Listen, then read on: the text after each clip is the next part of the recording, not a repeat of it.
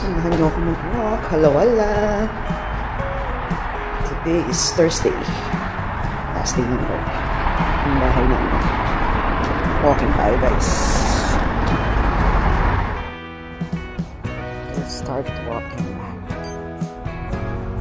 Mainit. Medyo mainit pero okay lang. Naka-jacket lang. Ayan, guys. Usually may kasama ako dito eh. Yung matanda, si Baba. Wala siya ngayon. Siya. Hi! Wala. Usually nag-walk ako mga 30 minutes. Wala lang. Parang me time lang. Ganun. 30 minutes to 40 minutes before meeting dinner. Actually. Then papasok ng 8 p.m. Okay. Wait.